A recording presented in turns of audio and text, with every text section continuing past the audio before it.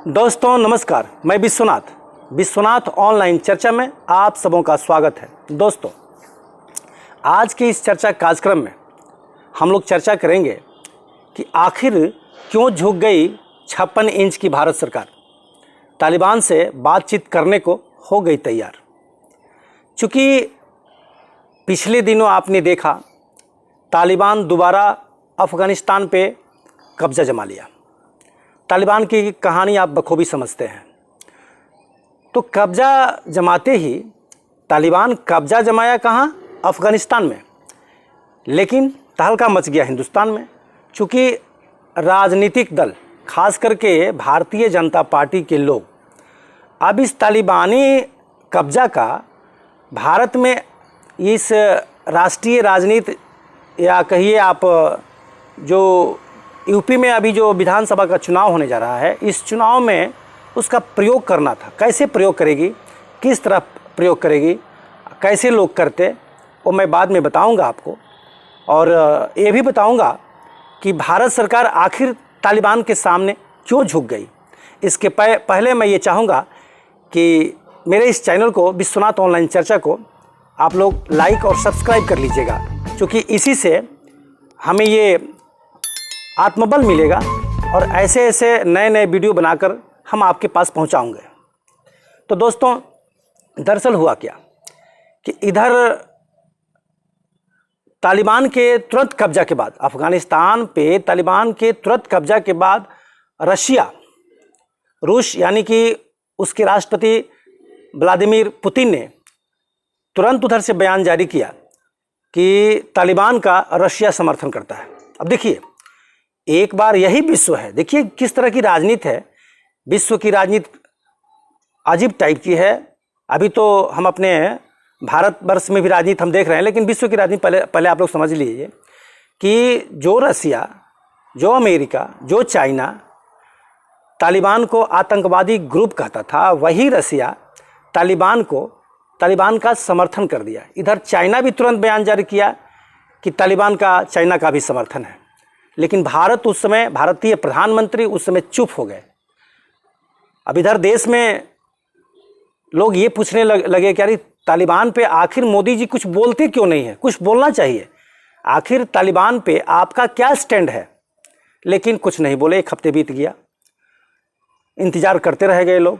लेकिन अभी जो अंदर से छन के जो समाचार आ रहा है, जो अंदर के सूत्रों से जो न्यूज़ आ रहा है, उसमें ये हो रहा है कि नहीं, अब भारत सरकार तालिबान से बात करेगी। अरे आखिर बात क्या करेगी? इसके पहले लोग तालिबान के बारे में क्या क्या कहते थे। तालिबान आतंकवादी है, क्रूर है, आताताई है, व्यभिचारी है, अगर तालिबान अफ़गानिस्तान में रहेगा तो भारत पे आक्रमण करेगा। नाना प्रकार के मतलब वो बोल नेताओं के मुँह से निकल रहा था। इसी में, हालांकि मैं सारी बात बाद में बताऊंगा, लेकिन पहले एक बात समझ लीजिए, इसी तालिबान के ऊपर हमारे भारतीय राजनीति के, खास करके भारतीय जनता पार्टी के एक नेता हैं जिनका नाम है राम रतन पायल। राम रतन पायल, ये खबर जो है अमर उजाला भोपाल से निकल के आई है।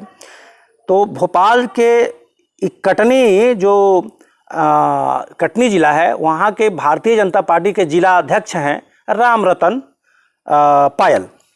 तो पत्रकारों ने उनके एक सभा में, राम रतन पायल जी के एक सभा में पत्रकारों ने उनसे पूछा कि अच्छा ये बताइए आप कि तेल और मतलब ये पेट्रोल और डीजल आखिर इतने महंगे क्यों हो रहे हैं। इसके जवाब में उन्होंने क्या कहा कि जिसको तेल मतलब यानी कि डीजल पेट्रोल जिसको महंगा लग रहा है, वो कृपया अफ़गानिस्तान चले जाएं, क्योंकि वहाँ तेल सस्ता मिल रहा है। देखिए उनका जवाब, ये भारतीय राजनीति का जवाब है। इसके बाद में मैं ये कह रहा हूँ कि तालिबान के कब्जा करते ही भारत में राजनीतिक लाभ लेने के लिए, चूँकि उत्तर प्रदेश में चुनाव है, ये बात साफ साफ समझ लीजिए कि उत्तर प्रदेश में आज से 7-8 महीने बाद चुनाव है। तो इस चुनाव में, चूँकि यहाँ तो राजनीति में दरअसल बात ये है कि जो हमारे मोदी सरकार के जो मंत्री हैं या मोदी सरकार के जो नेता हैं या भारतीय जनता पार्टी के जो लोग हैं, उन्हें जनता के विकास से कोई मतलब तो रह नहीं गया है। जनता किस अवस्था में है, किस स्थिति में है, उनको कभी सोचने का मतलब समय ही नहीं मिलता है। तो वो अनाप शनाप हिंदू मुस्लिम करने के लिए तालिबान का नाम जोड़ रहे थे। दरअसल बात यहाँ थी कि चूंकि 7-8 महीना तालिबान किया जाएगा, तालिबान ये होगा भी, ये आगे आप देख लीजिए कि तालिबान का नाम आएगा, तालिबान कैसी क्रूरता कर रहा है, तालिबान कश्मीर पर हमला करेगा, मोदी जी नहीं रहेंगे तो तालिबान परेशान करेगा, ये सब सारी बातें होगी, चूंकि उत्तर प्रदेश में वोट लेना है। तो इसलिए तो इसी में नवभारत टाइम्स गुवाहाटी का नवभारत टाइम्स समाचार में एक खबर आई है ये भी कि त्रिपुरा जो है, त्रिपुरा में सत्तारूढ़ भाजपा है, वहाँ के एक विधायक अरुण चंद्र भौमिक जी हैं। तो अरुण चंद्र भौमिक जी ने क्या बयान दिया, जब तृणमूल कांग्रेस के कार्यकर्ता यानी ममता बनर्जी की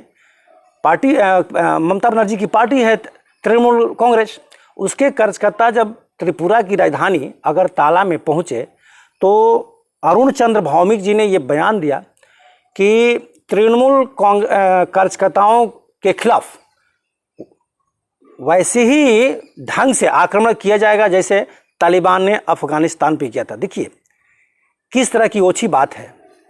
ये लोग ये नहीं समझते हैं कि आखिर इस तरह का हम बोल जो निकालते हैं हमारे देश में इसकी क्या प्रतिक्रिया होगी।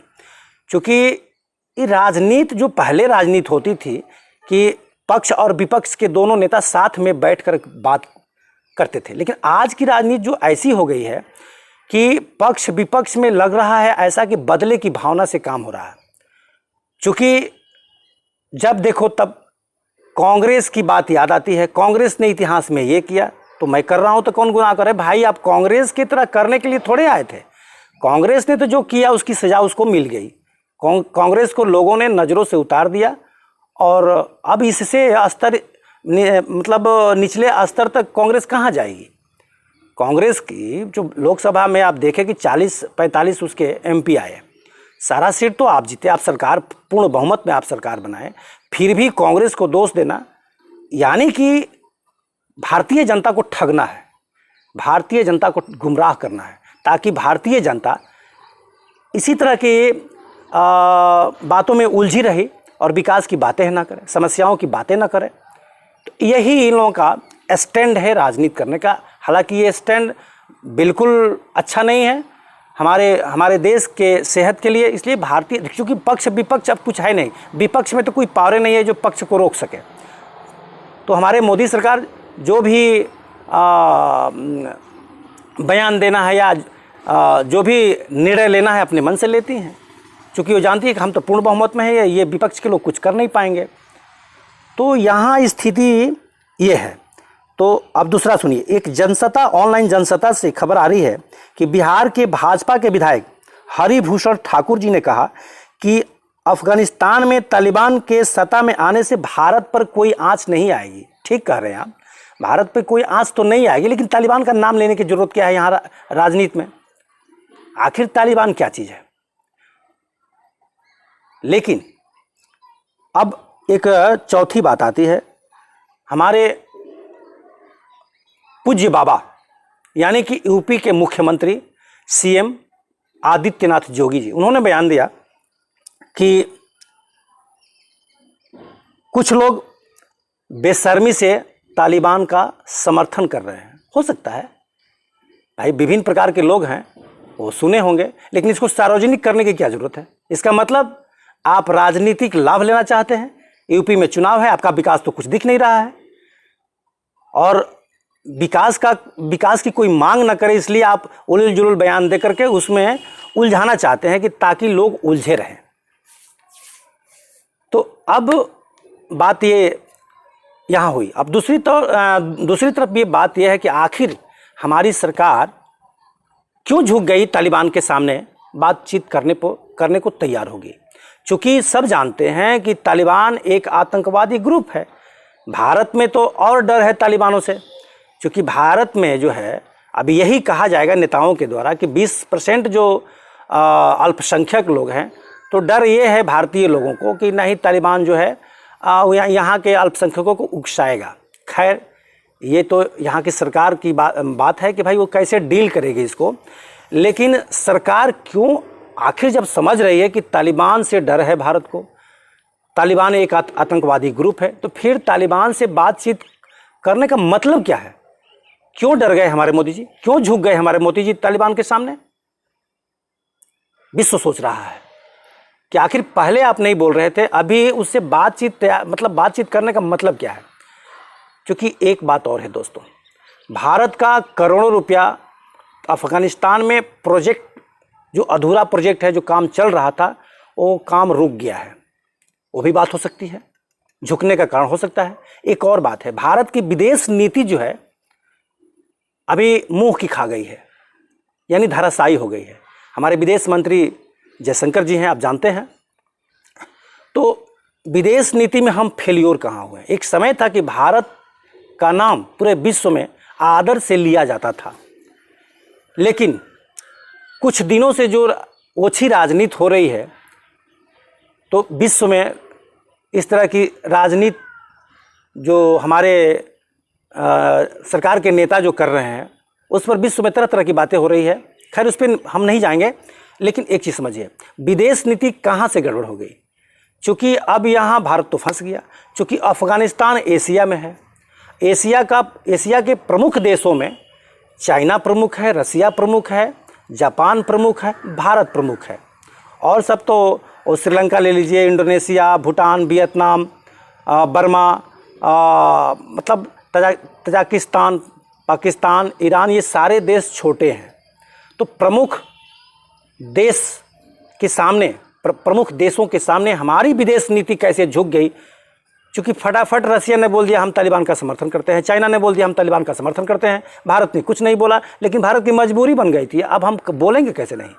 क्योंकि अगर नहीं बोलेंगे तो चाइना, और चूँकि रसिया हमारा मित्र देश है, तो भारतीय प्रधानमंत्री जब से आए हैं 2014 से, ये अमेरिका के एक तरह से पिछलग्गू बन के रह गए। इन्होंने जाके, देखिए इनके बयान, चूँकि लोग तो बोलते हैं कि हमारे प्रधानमंत्री अवतारी पुरुष हैं, हम भी मानते हैं भाई ठीक है, अवतारी पुरुष तो हैं, लेकिन अपने बयानों से वो अवतारी पुरुष कैसे कहा जाए, बड़ी मुश्किल हो जाती है।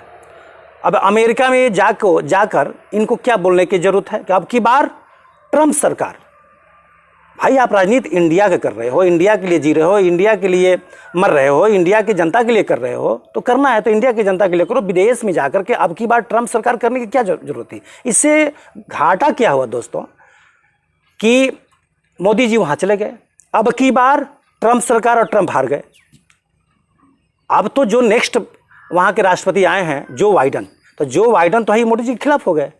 तो जो बाइडन वही काम करेंगे जो भारत के खिलाफ होगा। आप लाख हम दिखाएंगे कि हम अमेरिका के बहुत बड़े मित्र हैं, तो मित्र अमेरिका कभी बनाता नहीं, वो बिजनेसमैन देश है, वो आपको यूज करेगा। और यही हमारे भारतीय राजनेता नहीं समझते हैं, जिसके चलते विदेश नीति हमारी पस्त हो गई है, जिसके कारण हम आज तालिबान के सामने घुटने टेक दिए। सोचिए कितनी शर्म की बात है कि भारत को एक समय लोग विदेश नीतियों में मतलब बहुत तारीफ से नाम लिया करते थे, लेकिन आज की स्थिति ऐसी है कि हमारा भारत एक आतंकवादी ग्रुप के सामने झुक गया। वो मैं सारा वीडियो जो होगा, क्लिप आपको दिखाऊंगा, कैसे हमारे भारत सरकार में बातचीत चल रही है कि भाई तालिबान से बात किया जाए।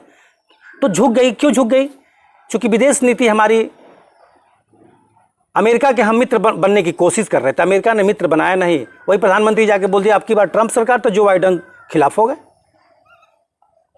अब तो इधर क्या है कि सोवियत संघ, यानी सोवियत संघ तो अब नहीं है, रसिया जो है, रूस के जो राष्ट्रपति हैं व्लादिमीर पुतिन जी, इन्होंने क्या किया कि ये तो पहले से सब जानते हैं कि भारत और रूस दोनों मित्र देश है, ये परंपरा रही है, हमेशा दोनों मित्र देश रहा है और मिल के कुछ भी काम किया है। तो इधर प्रधानमंत्री हमारे अमेरिका के साथ जुड़ाव करने लगे, तो उधर रसिया के मन में थोड़ा सा हो गया कि भाई अब तो भारत लगता है कि हमसे दूर जा रहा है, अमेरिका के साथ चला गया। तो भारत के खिलाफ उन्होंने तुरंत कर दिया, तालिबान से हम समर्थन करेंगे। चाइना भी बोल दिया, तो चाइना तो हमारा दुश्मन ही है, तो चाइना भी कह दिया कि नहीं हम भी तालिबान का समर्थन करते हैं। तो हमारी विदेश नीति की यहाँ झुक गई। आप सोचिए, आप भी सोचिएगा कि भारत की अब मजबूरी है तालिबान से बात करना। तो दोस्तों, आज के वीडियो में आप विचार कीजिएगा और फिर हम दूसरा वीडियो कोई लेकर के आएंगे। तब तक के लिए नमस्कार।